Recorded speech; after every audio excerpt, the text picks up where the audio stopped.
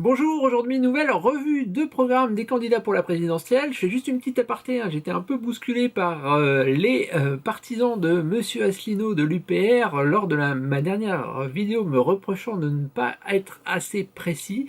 Je vais essayer d'être le plus précis possible et de vous donner le plus d'informations. C'est pas facile, hein. Il y a 11 candidats, il y a beaucoup de programmes.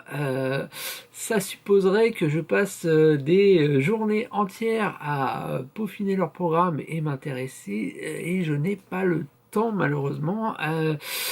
Alors, on pourrait me reprocher que effectivement, si c'est pas précis et carré, mon analyse ne sert à rien. Voilà, donc bon, bah, je le fais quand même.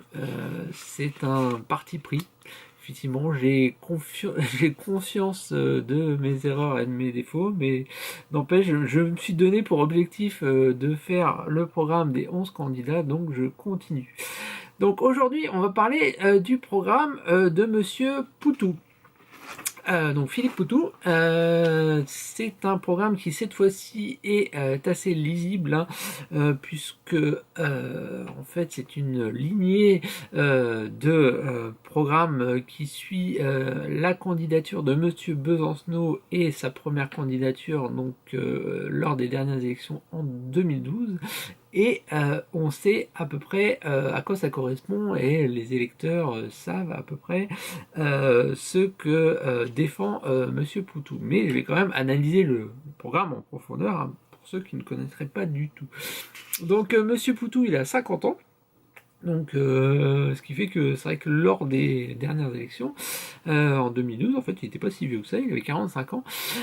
C'est un ouvrier de l'industrie automobile, il travaille pour Ford et qui est militant également à la CGT.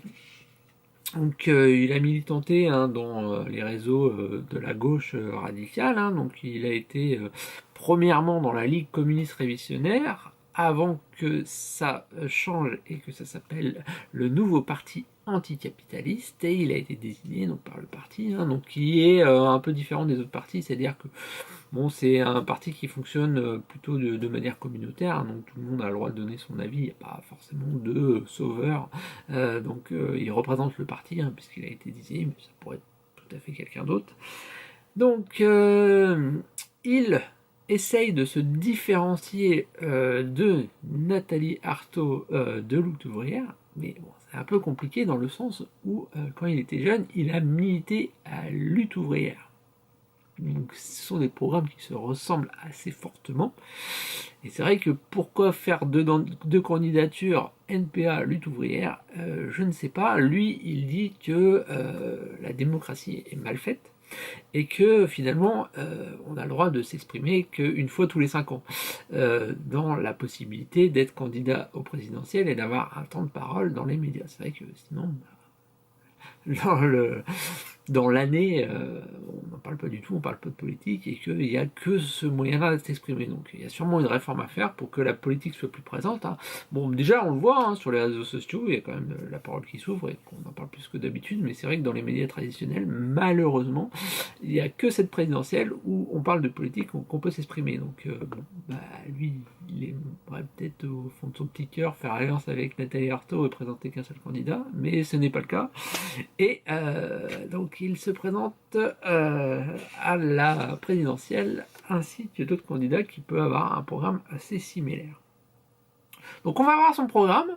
J'ai parlé de gauche radicale, hein, donc c'est-à-dire qu'effectivement ce sont des programmes, hein, qui ont pour thème en fait, bon, on peut parler les ouvriers, hein, mais c'est apparenté quand même aussi ce qu'on pourrait appeler Marx à la lutte des classes, hein. C'est-à-dire effectivement, bah, d'ailleurs c'est son nom, anticapitaliste, le fait que effectivement il y a beaucoup de choses qui reviennent aux riches et pas assez à ceux qui travaillent et qui contribuent aussi à la santé économique de la France. Donc on va voir son programme. Donc bon, je fais différents thèmes, hein. On va pas non plus tout détailler, hein, surtout que c'est un programme qui peut ressembler également à d'autres propositions, mais qui va encore plus loin. Donc au niveau de la réforme constitutionnelle, donc effectivement, bon, il est comme peut-être d'autres candidats pour une réforme de la Constitution hein, qui peut aller carrément à la suppression du président de la République, à la suppression du Sénat, un vote pour les législatives à la proportionnelle intégrale, c'est-à-dire que vous votez, bon ça sera complètement différent, parce qu'il n'y a pas forcément des députés, si on fait une proportionnelle intégrale, ça ne sera pas forcément un député dans votre circonscription, c'est-à-dire qu'on vote globalement, et puis au nombre de députés, il y aura un certain nombre. Il est aussi pour qu'il n'y ait pas au niveau politique plus de 2 mandats pour un élu, et que les salariés, donc les députés salariés, ne gagnent pas plus qu'un salaire assez haut d'un ouvrier. Donc lui il parle de 2300 € brut. Bon. Ça sous-entend finalement que le fait d'avoir fait des hautes études, hein, d'avoir fait Sciences Po et l'ENA, ne vous apporterait pas plus que le salaire d'un ouvrier. C'est pour ça que je parle d'une optique un peu radicale. Voilà, donc ça c'est au niveau de la réforme de la Constitution. Donc on va parler au niveau social, hein, donc au niveau des ouvriers. Donc il y a un constat effectivement qui est que le travail en usine, hein, c'est pas forcément le même qu'un travail en bureau. Donc lui, il est pour une idée que comme il y a beaucoup de chômage, il faut baisser le temps de travail. Donc on serait à un système de travail de 32 heures, donc 8 heures par jour pendant 4 jours. Voilà, avec une augmentation du SMIC à 1700 € brut. Donc, mais si on augmente le SMIC, effectivement, il faut augmenter également les autres salaires qui sont plus élevés que le SMIC. Il y a à 300 € de plus pour chaque salaire. Également, une fin des emplois précaires pour qu'on arrive à un système où tout le monde soit en CDI. Également, une réforme du statut des travailleurs indépendants ou de auto-entrepreneurs. Également l'interdiction des licenciements pour les entreprises qui font des gros bénéfices. Bon, ça arrive beaucoup, hein, il se bat avec la CGT, d'ailleurs dans son entreprise force, pour dire si les actionnaires ou l'entreprise gagnent beaucoup d'argent, il n'y a pas de raison qu'elle supprime les emplois. Hein, parce qu'effectivement, le fait des fois de supprimer les emplois, c'est par pure spéculation. Donc ça, c'est pas acceptable. Et il dit, non, nous, il faut faire une loi pour interdire les licenciements, en sachant que pour que ça fonctionne, hein, il faudrait effectivement qu'il n'y ait pas que la France qui mette en place ce système, hein, parce que c'est au niveau mondial. Donc ça c'est au niveau des salaires, des emplois. Donc au niveau social, hein, il veut étendre la sécurité sociale. Hein, donc sécurité sociale, c'est l'assurance maladie, l'assurance chômage, l'assurance retraite. Donc il est pour une retraite à 60 ans, avec 37,5 annuités de cotisation, avec un compte pénibilité où on pourrait partir à la retraite à 55 ans pour les emplois pénibles. Donc au niveau de la santé, il veut une gratuité des soins de santé à 100%, une embauche dans le domaine de la santé, hein, donc peut-être 10 000 emplois pour mieux faire fonctionner les hôpitaux et que tout le monde ait accès à une santé gratuite à 100% avec comme idée, pourquoi pas, s'il y a une bonne cotisation, une fin des mutuelles personnalisées. Au niveau du logement, donc effectivement il y a un constat qu'il y a beaucoup de gens qui sont mal logés, donc il est pour une réquisition des bureaux inoccupés. Dans certaines grandes villes, hein, il y a des grandes entreprises qui ont des bureaux qui ne sont pas occupés depuis 10 ans. Il est pour les réquisitionner. Un chantier de mise en place de construction de logements sociaux assez étendu. Donc il parle de 200 000 logements sociaux. Voilà. Au niveau des logements, donc au niveau des transports, il est pour renationaliser les autoroutes, une gratuité des transports publics.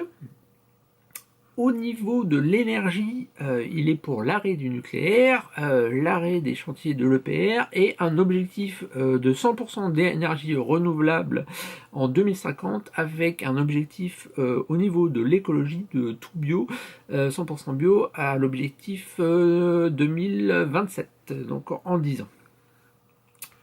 au niveau de l'immigration. Donc lui, c'est au niveau idéologique, il a vraiment une rupture par rapport à l'autre candidat de la gauche radicale, à savoir Monsieur Mélenchon, que effectivement, au niveau de l'immigration, donc il considère que c'est une chance pour la France et qu'il faut accueillir tout le monde. Donc, M. Mélenchon, il dit, donc il y a des situations difficiles, effectivement, donc il y a des réfugiés politiques, la crise en Syrie, enfin la guerre en Syrie, donc les Syriens, donc M. Mélenchon dit, les Syriens qui viennent en France, ils viennent, il faut les accueillir bien. Donc on les accueille dignement, avoir un logement et pouvoir les aider. Alors, mais Monsieur Poutou il dit non, il faut aller beaucoup plus loin.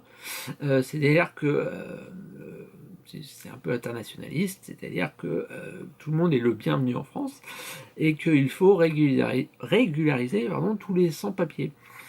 Et que les personnes qui arrivent en France aient les mêmes droits que tous les Français. Donc ça c'est un... c'est ceux qui différencient finalement M. Mélenchon de Philippe Poutou, c'est ce point-là. Hein, puisque, effectivement, lui, il dit il n'y a pas de raison, par exemple, on parle des travailleurs détachés. M. Mélenchon, il dit les travailleurs détachés, c'est bien joli, mais ils ne payent pas les mêmes cotisations que les travailleurs français, donc c'est injuste, ça fait une concurrence illégale. Mais lui, il dit non, mais alors peut-être qu'il y a une injustice, mais il ne faut pas les stigmatiser. Hein. Tous les travailleurs étrangers sont les bienvenus et on les accepte. Voilà. Donc au niveau de l'État, il est pour, des systèmes régaliens, il est pour une levée immédiate de l'état d'urgence, pour une dissolution de la BAC et pour une interdiction, désarmer les policiers, donc interdiction des armes non létales, hein, qui sont les flashballs, les tasers, etc. Donc au niveau mondial, il est bien sûr pour l'arrêt des guerres. Donc ça c'est effectivement, alors là il faudrait que je détaille, hein, mais effectivement c'est un peu complexe, mais bon, ça c'est un peu un point idéaliste, hein, je suis pas, vous allez me dire, je suis pas assez précis sur ça, mais bon, voilà, j'essaie de synthétiser un peu son programme. Donc ça c'est aussi un point qu'on connaît au niveau de la gauche radicale, c'est la solidarité avec le peuple palestinien, et également la fin de la France-Afrique. Voilà. J'espère avoir fait le point sur tout ce que propose Monsieur Poutou. Hein. Alors, vous voyez, il y a beaucoup de choses hein, dont il parle dans le programme. Hein. Donc là, j'ai pris son programme sur son site internet qui fait une 40aine de pages. Hein. Donc, mais par contre, il n'y a pas de chiffrage précis sur qu'est-ce que va coûter l'augmentation des fonctionnaires. Alors par contre, je vais pas parler de l'école, mais effectivement, il faut aussi qu'il y ait une augmentation des professeurs, une limite d'un certain nombre d'élèves par classe. Donc il chiffre pas tout ça sur son programme. Peut-être effectivement que c'est juste une prise de parole et qu'il ne se voit pas du tout comme président de la République. Donc c'est une prise de parole qui va aussi servir hein, pour les législatives. Voilà. Donc, il n'y a peut-être pas assez de choses concrètes au niveau financier, de comment ils financent ça, qu'est-ce qu'on va faire comme économie, quelles sont votent les dépenses. Donc là, il y a quelque chose à travailler. Alors, au point de vue personnel, c'est un candidat auquel je pourrais me reconnaître, effectivement, parce que je suis moi-même ouvrier, qui est très sympathique, hein, il explique bien les choses, il est dans le combat, effectivement, dans le combat ouvrier, hein, qui finalement peut-être s'oppose au Front National, hein, puisque la plupart des ouvriers maintenant sont attirés par le Front National. Alors par contre, il y a quand même quelque chose qui est un peu problématique, c'est-à-dire la capacité à être président de la République. Finalement, c'est aux dernières élections, il a fait 1% des voix, donc on le voit mal comment il pourrait faire d'un seul coup 20 ou 25% de convaincus en France pour voter pour lui. Donc, il a des adversaires politiques, hein, bien entendu, puisque alors là, il verrait très mal le fait que ce soit M. Fillon, M. Macron ou même Mme Le Pen comme président de la République. Et il critique également M. Mélenchon, sauf que d'un point de vue pratique, il se trouve que le fait de critiquer M. Mélenchon, si jamais M. Mélenchon fait 19% des voix et que M. Macron fait 20% des voix, bah, les 1% de M. Poutou qui vont manquer à M. Mélenchon pour passer au deuxième tour, bah, toute sa vie, il va se bouffer les couilles de ne pas avoir voté pour Mélenchon. Et il sera bien embêté de dire ah, bah, votez Macron pour éviter Madame Le Pen, parce que c'est ce qu'il déteste tout autant. Voilà, donc c'est un parti d'opposition qui, qui est intéressant, mais ce n'est pas forcément un parti qui est appelé à être président de la République. Voilà. Donc j'espère avoir été concis. On se revoit pour la prochaine. Ça sera sûrement Jean Lassalle. Salut!